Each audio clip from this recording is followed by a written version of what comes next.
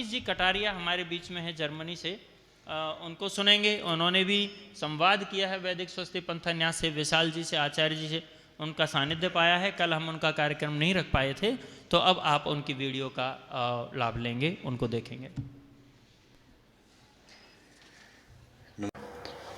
ओम यो भूतं च भव्यं च सर्वं यश्चादि तिष्ठति स्वरस्य च केवलं तस्मै ज्येष्ठाय ब्रह्मणे नमः। ओम नमस्ते सभी को, आचार्य जी को सादर प्रणाम। और आज के इस समारोह में पधारे हुए सभी महानुभावों और न्याय से जुड़े हुए सभी कर्मियों को भी मेरा नमस्कार। मुझे इस अवसर पर बोलने का मौका दिया गया, ये मेरा सौभाग्य है। मैं आचार्य जी के साथ पिछले 2-3 वर्षों से जुड़ा हुआ हूँ, उनके कार्य से प्रभावित होकर, क्योंकि मैं स्वयं वेदों में दृढ़ विश्वास व श्रद्धा रखने वाला भारतीय नागरिक हूँ। और आचार्य जी का पत्र देखकर कि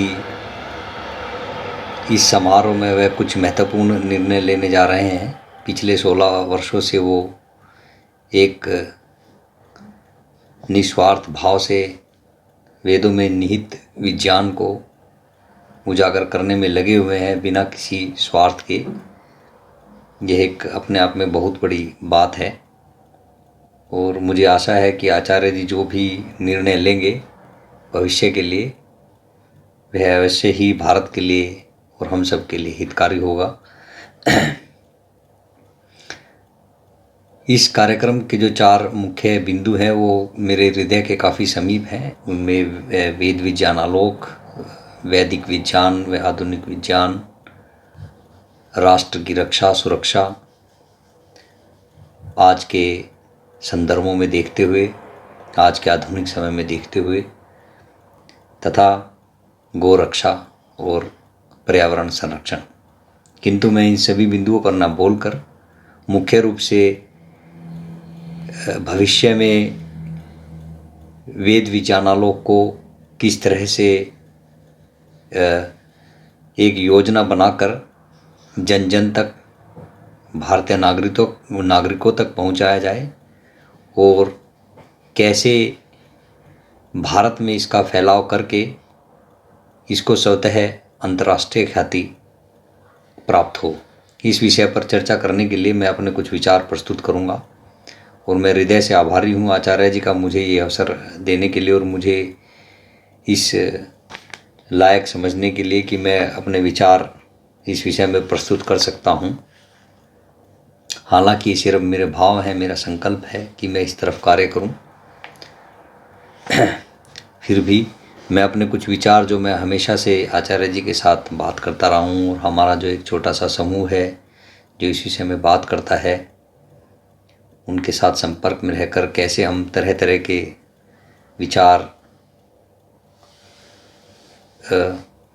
विचारों पर बातें करते हैं। लेकिन अब समय आ चुका है कि कैसे इसको धरातल पर लाया जाए और इसके लिए कैसे कार्य किया जा सकता है।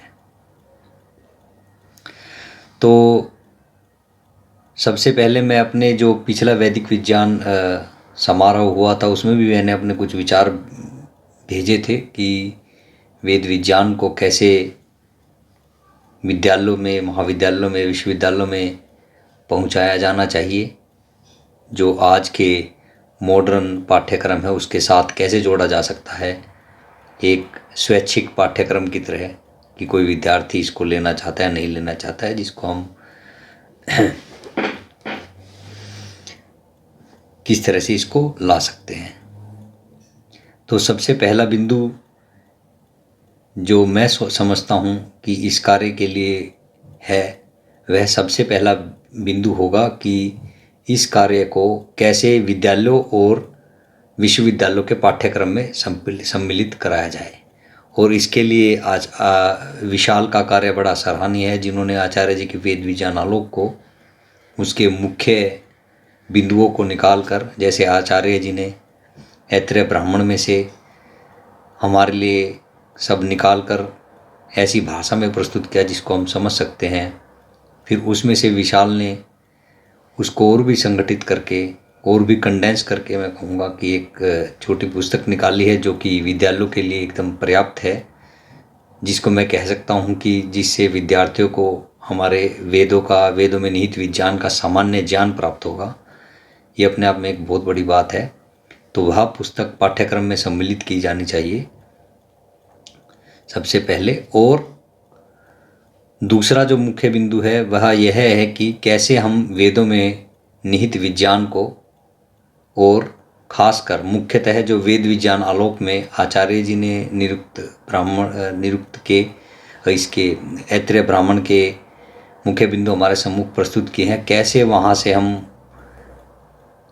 उन चीज़ों को निकाल कर आज की आधुनिक विज्ञान की भाषा में प्रस्तुत कर सकते हैं। मैं खुद एक आधुनिक वैज्ञानिक हूँ, वेदों के बारे में ज़्यादा कभी पढ़ा नहीं, लेकिन जब से पढ़ना शुरू किया तो छोड़ा नहीं। तो मैं समझता हूँ आधुनिक विज्ञान की एक बहुत ही ज्वलंत विषय में कार्य करते हुए, जो कि आगे आने वाली सूचना प्रौद्योगिकीकरण में एक बहुत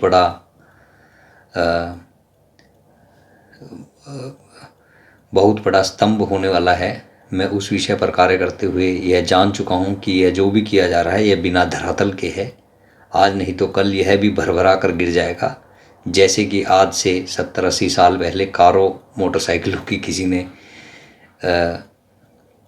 खोज की और उसको हमारे सामने प्रस्तुत किया, लेकिन आज वही लोग 100 साल के बाद पर्यावरण को पूरी तरह से नष्ट करने के बाद वापस साइकिलों पर जा रहे हैं और वाहनों को हटा रहे हैं। तो हमें पूरी तरह से जो वेद विज्ञान आलोक में जो विज्ञान बताया गया है उस पर पूरी तरह से ऊहापोह कर उस पर पूरी तरह से गंभीर विचार कर किस तरह से हम उस पर शोध कर सकते हैं, किस तरह से हम उससे तकनीक विकसित कर सकते हैं, मूलभूत शोध से लेकर तकनीक शोध तक कैसे हम कोई प्रोडक्ट बना सकते हैं, इस तरफ भी हमें एक कदम अवश्य उठाना चाहिए, क्योंकि कोई भी ज्ञान बिना विज्ञान के अधूरा है। आप ये कह सकते हैं कि विज्ञान ज्ञान की तरफ जाने का रास्ता है, तो ज्ञान प्राप्ति के लिए विज्ञान को करना अति आवश्यक है। तो हमें एक शोध व अनुसंधान केंद्र स्थापित करने की, जो कि बहुत बड़े स्तर का ना हो, अगर वो छोटे क्षेत्रीय स्तर का भी होगा तो भी चलेगा, और उसमें काम करने वाले लोग ऐसे हों जो आधुनिक विज्ञान के ज्वलंत विषय में काम करते हों, आधुनिक विज्ञान की भी भाषा को समझते हों, और जिनका वेदों और वेद विज्ञान आलोक पर पूरा दृढ़ विश्वास हो, श्रद्धा हो। सिर्फ बातें करने वाले नहीं, हृदय से श्रद्धा रखने वाले लोगों को उससे जोड़ना होगा। ऐसे शोध केंद्र की स्थापना करना अति आवश्यक है। एक ईंट उसकी रखना आज अति आवश्यक है, ताकि भविष्य में जाकर वह एक इमारत बन सके।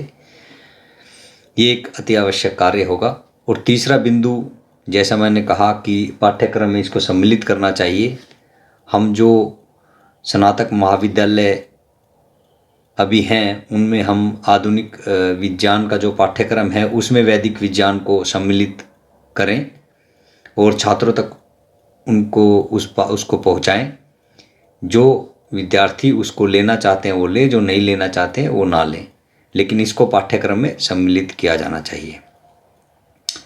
और एक बिंदु मैं ये बोलना चाहूँगा जो मेरे दिमाग में काफ़ी समय से था, और आज ये जो कोरोना काल आया है, जब सभी पढ़ाई इमारतों में बंद न रहकर आधुनिक तकनीक के जरिए, वेबसाइट इंटरनेट के जरिए हो रही है, ऑनलाइन पढ़ाई हो रही है, तो मेरा एक विचार यह है कि हमें वेद विज्ञान आलोक को भी सरल भाषा में भी और उसका एक पाठ्यक्रम ऑनलाइन के लिए भी बनाना चाहिए, जिसको हम एक सर्टिफिकेट प्रोग्राम की तरह भी बना सकते हैं, या हम एक पूरी यूनिवर्सिटी ही या एक कॉलेज ही ऑनलाइन बना सकते हैं। आजकल ये बड़ा चल रहा है और आप भविष्य में देखेंगे कि ये चीज़ होने वाली है। आजकल आप बहुत सी चीज़ें बहुत सी बड़ी बड़ी यूनिवर्सिटियाँ विश्व की, भारत की ऑनलाइन डिग्री कोर्सेज शुरू कर रही हैं।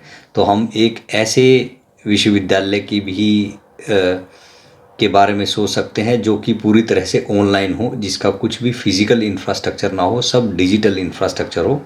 तो ये एक आधुनिक विज्ञान के साथ चलने की हमारी धारा भी रहेगी। और इससे हमें काफ़ी मैं कहूँगा कि इससे हम जो हमारा जो ज्ञान वेदों से निकल कर आ रहा है उसको हम कैसे उससे कैसे अर्थोपार्जन भी कर सकते हैं, कैसे उससे धन कमा सकते हैं। और निश्चय ही यह धन किसी लाभ के नहीं अपितु वेदों को ही आगे बढ़ाने के लिए, इस कार्य को आगे बढ़ाने के लिए यूज़ किया जाना चाहिए।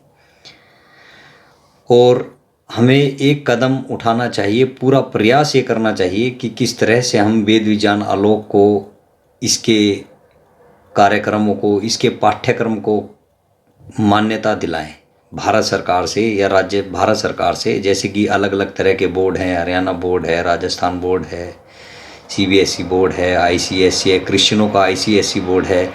इस तरह से हम एक स्कूल एजुकेशन के लिए भी मान्यता प्राप्ति के लिए प्रयासरत हो सकते हैं।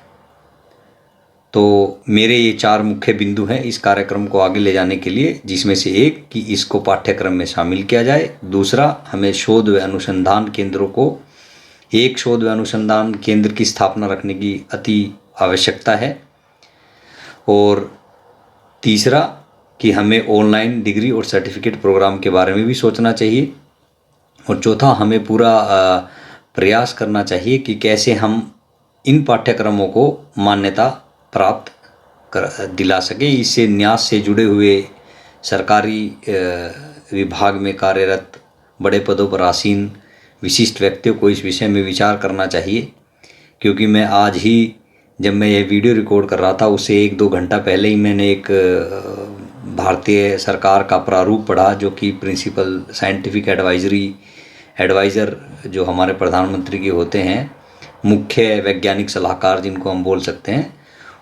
तो उनकी वेबसाइट पर मैंने देखा कि भारत सरकार एक नेशनल रिसर्च फाउंडेशन बना रही है, जो कि विश्व की अलग अलग तरह की साइंटिफिक फाउंडेशनों की तर्ज पर बनाया जा रहा है, उनकी देखा देख बनाया जा रहा है। कैसे उसको फंड किया जा रहा है 5 साल के लिए, और उसमें कैसे किस तरह से अलग अलग कैसे भारत सरकार शोध कार्यों को और अनुसंधान केंद्रों को पुश करना चाहते हैं। लेकिन मुझे उसमें कहीं भी ऐसा बिंदु नहीं दिखा जिसमें कि वेद विज्ञान के, वेदों के बारे में कुछ हो। वो आधुनिक विज्ञान के बारे में ही पुश करेंगे। तो हमें किसी तरह इस चीज़ को आगे बढ़ाकर इस तरफ भी अग्रसर कराना चाहिए, ताकि ये भारत सरकार के नेशनल रिसर्च फाउंडेशन के अम्ब्रेला के अंडर आ सके, वेदों में निहित विज्ञान को निकाल कर।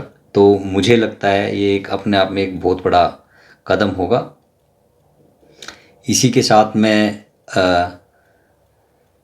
अपने व्याख्यान को यहीं पर रोकूंगा, पर उससे पहले मैं आचार्य जी के बारे में कुछ कहना चाहता हूँ कि आचार्य जी जो हैं हमारे समाज के एक बहुत विशिष्ट व्यक्ति हैं, जो निस्वार्थ भाव से काम कर रहे हैं।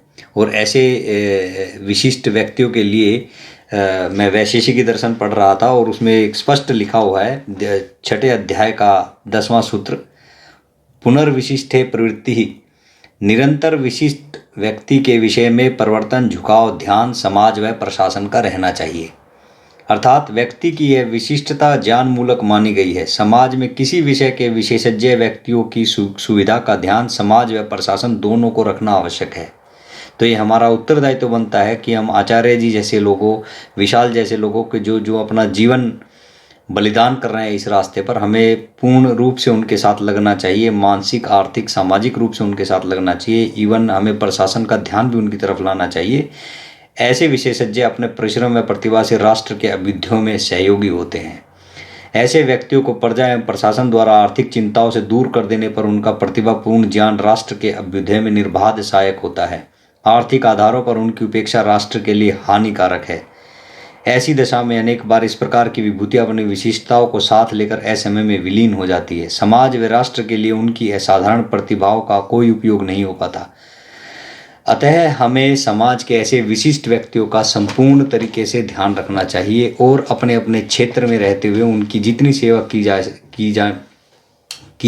कर सकते हैं वह करनी चाहिए अपने अपने स्तर पर। चाहे हम दिन में 10 रुपया कमाते हों, चाहे हम दिन में 1 करोड़ रुपया कमाते हो, अपनी श्रद्धा के हिसाब से हमें उन्हें समय दान, अर्थदान, मानसिक दान और वैचारिक दान अवश्य देना चाहिए। तभी ये काम आगे बढ़ेगा और तभी भारत सशक्त होगा और मेरा आखिरी बिंदु यही है कि हमें सबसे पहले अपने क्षेत्रीय समस्याओं के बारे में सोचना होगा, ना कि वैश्विक समस्याओं के बारे में, क्योंकि आज जो वैश्विक समस्याएं हैं वो क्षेत्रीय समस्याएं बन चुकी हैं। क्षेत्रीय समस्याएं ही इतनी बड़ी हो गई हैं कि वो वैश्विक रूप ले चुकी हैं। तो इसलिए हमें अपनी क्षेत्रीय समस्याओं के बारे में सोचते हुए, अपने विज्ञान का यूज करते हुए, प्रयोग करते हुए, जो वेदों में निहित है, जो आचार्य जी ला रहे हैं हमारे सम्मुख, इसको पूरी तरह से प्रतिबद्ध होकर पूर्ण करना होगा। और मेरे जो बताए हुए विचार हैं इन पर एक बार पुनर्विचार करना होगा। और मैं इस तरह की एक अलग संगोष्ठी के लिए भी अपने आप को ऑनलाइन प्रस्तुत कर सकता हूं। अपने विचारों को और भी ज़्यादा खोल कर मैं आप लोगों के सामने प्रस्तुत कर सकता हूं। इसके लिए हम कुछ लोग बैठकर विचार कर सकते हैं। तो मेरे विचार से आचार्य जी आज जो भी निर्णय लेंगे वह अवश्य ही हमारे लिए लाभकारी सिद्ध होगा, भारत के भविष्य के लिए भी उचित होगा। इसी के साथ मैं आप सभी लोगों का एक बार फिर से हृदय से आभार करता हूं और मुझे आशा है कि हम भविष्य में भारत को फिर से विश्व गुरु बनाने में कामयाब होंगे। इसी के साथ मैं अपने शब्दों को विराम देता हूं।